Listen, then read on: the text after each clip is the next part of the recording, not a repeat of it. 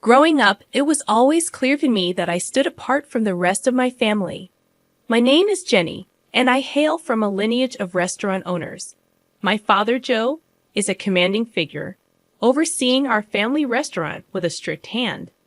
My mother, Linda, is his impeccable partner, constantly engrossed in managing the staff.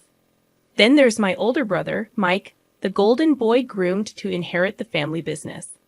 I recall a night at the dinner table, the air saturated with the savory scent of Dad's renowned roast. Mom enthusiastically shared details about a new recipe they were experimenting with. "Jenny, you'll love this one. It has that fancy herb you adore. What's it called again?" she asked, her eyes sparkling. "Thyme," I mumbled, idly picking at my food. Mike, mouthful, laughed dismissively from across the table. "Who cares about some dumb herb? Wait till you see the new grill Dad's getting for the restaurant. That's the real deal." Dad nodded, his gaze fixed on me. "Speaking of the restaurant, Jenny, when are you going to start taking an interest?" "You're not getting any younger." Attempting to make myself inconspicuous in my chair, I responded, "When I'm Dad. I like being outside with the plants and stuff." Mom sighed, exchanging a glance with Dad. "Plants? What are you going to do with plants? You need a real job, Jenny, something to fall back on." A knot tightened in my stomach. It was the same conversation every time, but Grandma Rose understood. She lived in a small house surrounded by a breathtaking garden on the outskirts of town. Grandma Rose was different from my parents, gentle and patient. One day, as I found her in the garden, hands immersed in the soil, she smiled brightly. "Jenny, dear, come help me plant these tulips." Sitting beside her, feeling the cool dirt on my hands, I confided, "Grandma, why don't Mom and Dad understand? I love being here with the plants." Grandma Rose wiped her brow, looking at me with wise eyes. "Your parents just want what's best for you, Jenny, but they don't see the world the same way we do. There's magic in these plants in the earth. It's okay to be different."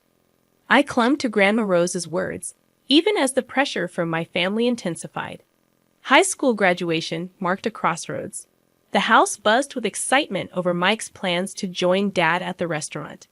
Amidst it all, I felt like a spectator in my own life. One evening, as we gathered in the living room, Dad spoke passionately about expanding the restaurant, eyes gleaming with ambition.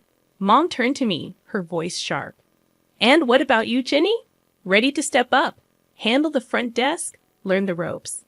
Taking a deep breath, I mustered the courage to speak my truth. "Actually, I'm not going to work at the restaurant. I'm going to study landscape design." The room fell silent.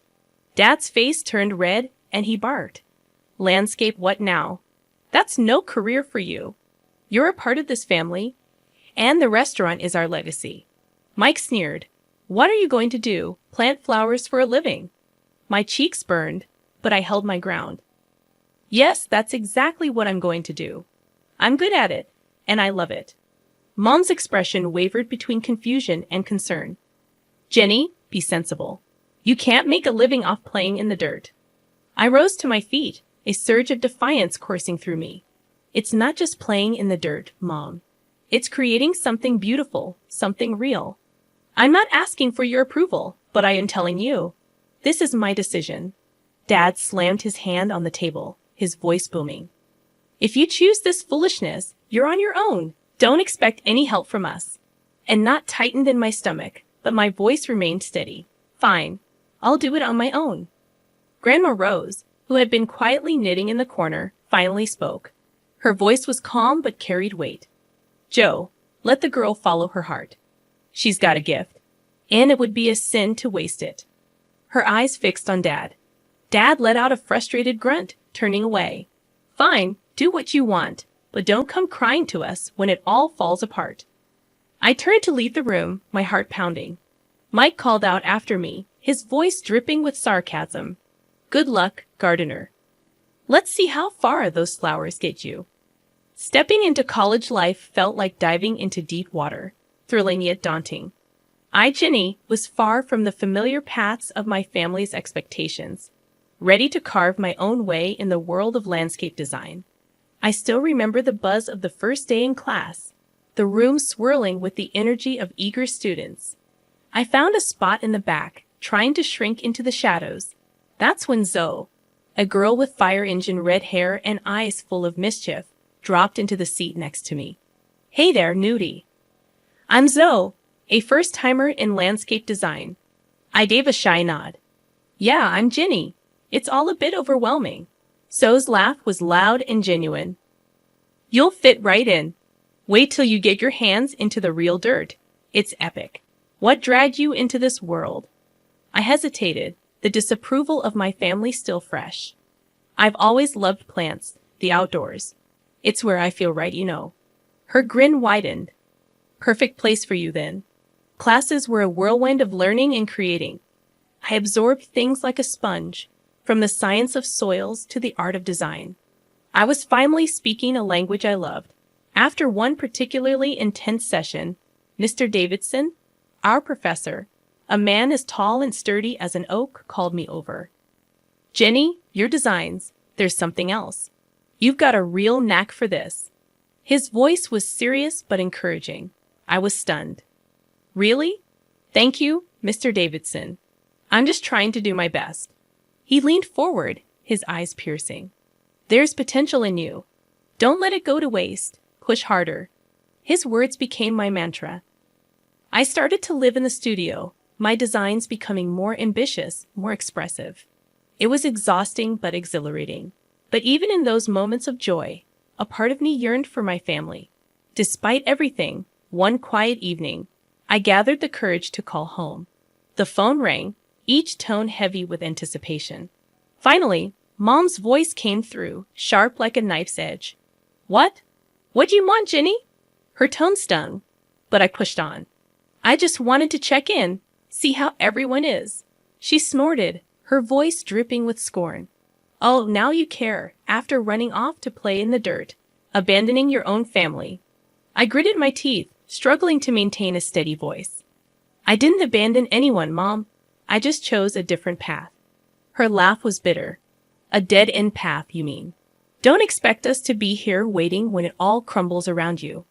The call ended, leaving a sour taste in my mouth. However, it also ignited a fire within me. I dove back into my work with renewed determination, intent on proving not only to my family but to myself that I was on the right path. Life has a way of throwing curveballs, and mine came in the form of a phone call during my final year of college. It was Aunt Clara, my mom's sister, her voice shaky and strained. Jenny, it's about your Grandma Rose. She passed away last night. Aunt Clara's voice cracked with emotion, and I felt the ground slip away beneath me. Grandma Rose had been my rock, the one person who believed in my dreams. Losing her felt like losing a part of myself. The funeral was a somber affair, my family stiff and formal. Dad, Mom, and Mike looked like strangers to me. After the service, I'd overheard Mom talking to Aunt Clara.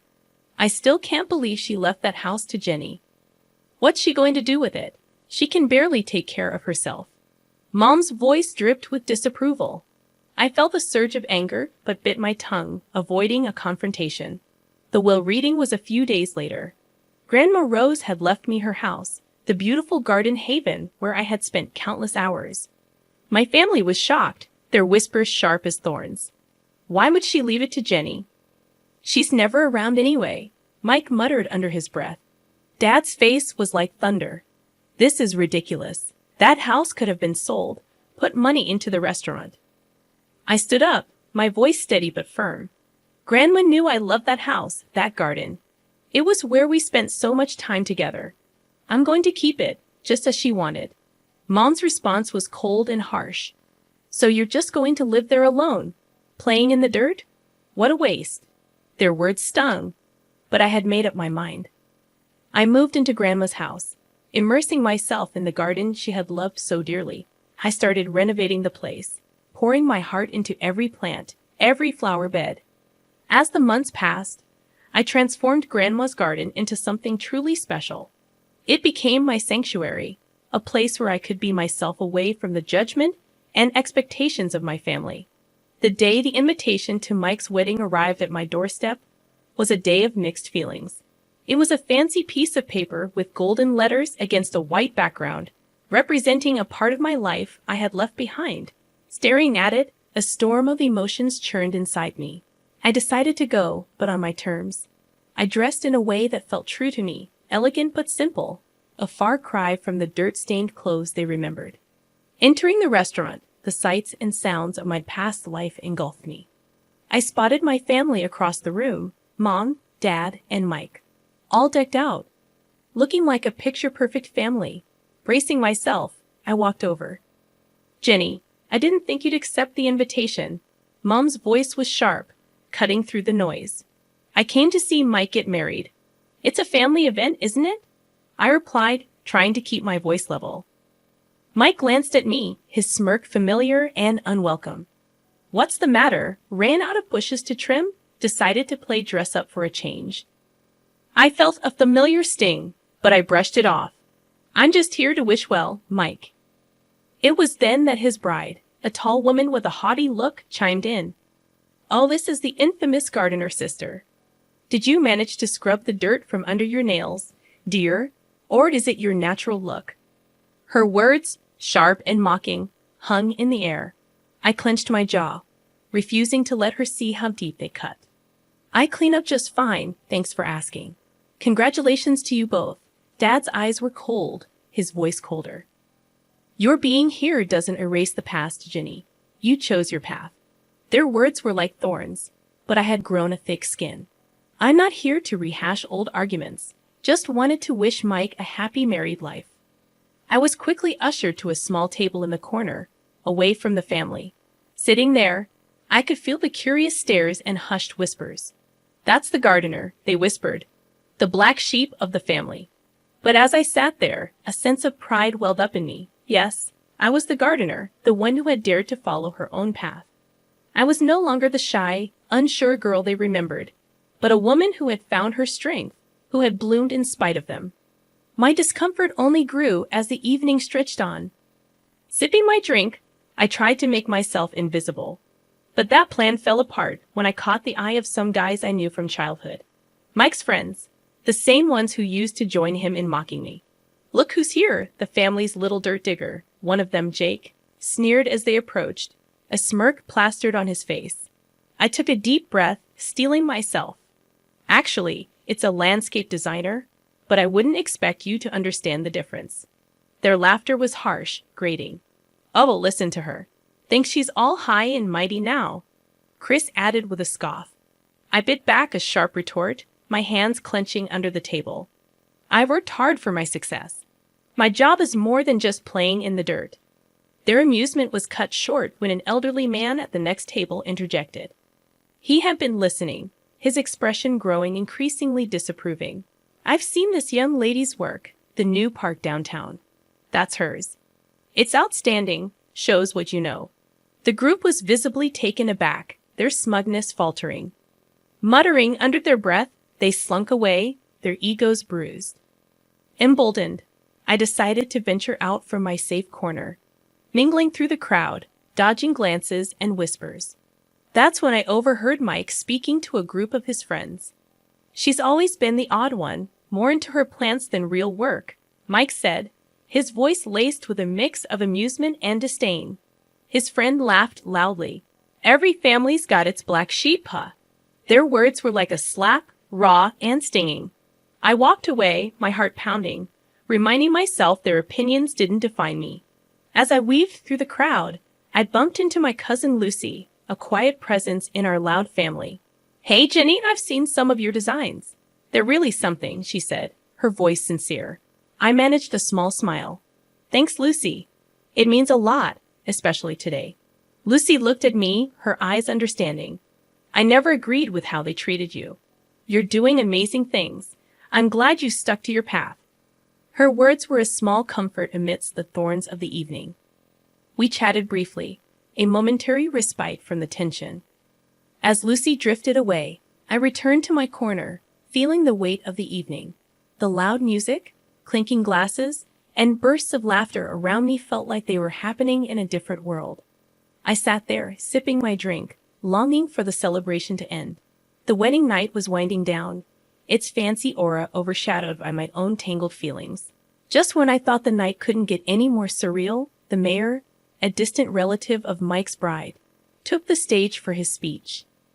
"Ladies and gentlemen, it's a delight to be here," he began, his voice booming across the room.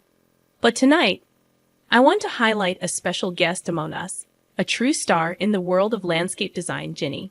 Hearing my name, I nearly choked on my drink. I stood up hesitantly, feeling like a deer caught in headlights.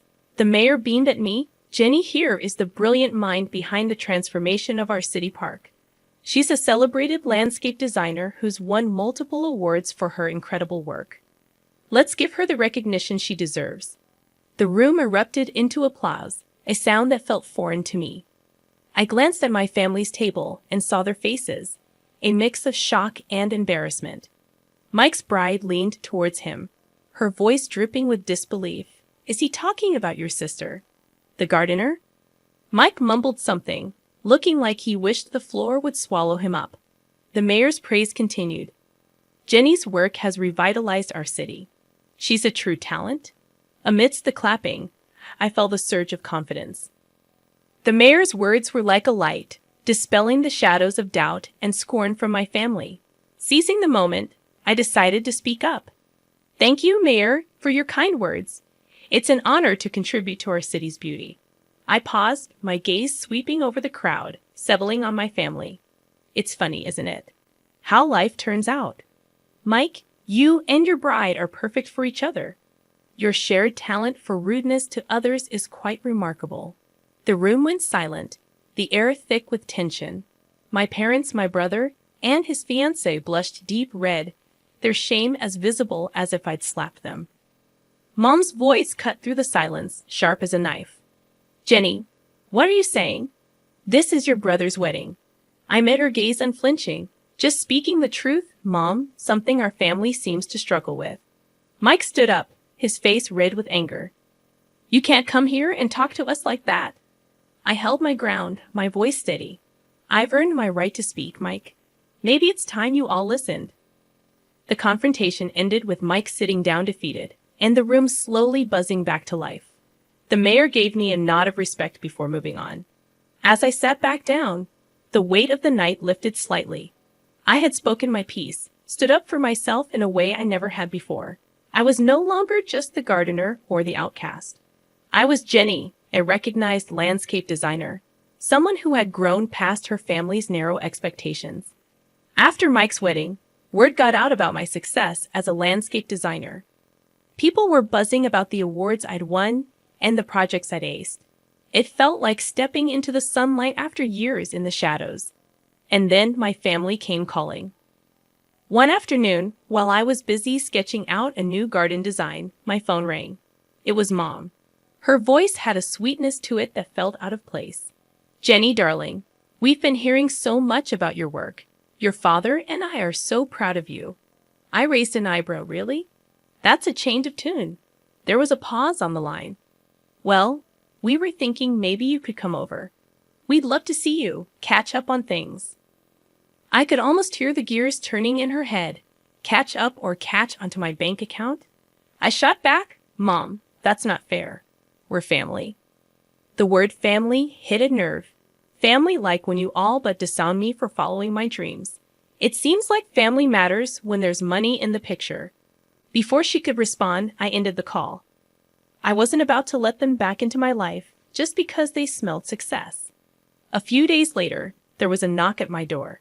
Mike was standing there, hands in his pockets, looking everywhere but at me. "Hey, Jenny, can we talk?" he mumbled. I crossed my arms. This should be good. "What do you want, Mike?" He shifted uncomfortably. "Look, I know we haven't been great, but you're doing well. I was wondering if you could, help me out a bit." I couldn't believe what I was hearing. Help you out after years of calling me the gardener and laughing at my ambitions? Mike's face reddened. "I didn't mean it like that. It's just that things are tough." I cut him off. "Save it, Mike. I'm not your ATM. You and the family made it clear how you felt about me. You can't just waltz back into my life when it's convenient." He opened his mouth to argue, but I stopped him. No, Mike. You made your bed. Now lie in it. After he left, I sat in my garden surrounded by the beauty I had created. My phone rang a few more times over the next week, more attempts at reconciliation from my family. But I didn't answer. I was done with their fair weather affection. I had built a life for myself, one that didn't need their validation or their greed. I was thriving in my own right, and that was all that mattered. They had chosen their path, and I had chosen mine. As I looked around at the plants and flowers that were a testament to my hard work and passion, I realized I had everything I needed right here. I was happy, successful, and free from the toxic ties that had once bound me. This wasn't just the end of a chapter. It was the beginning of a whole new book, my book. And I was going to make sure it was a bestseller, written on my own terms, in my own style. The new growth in my life was just starting, and I was ready for whatever came next.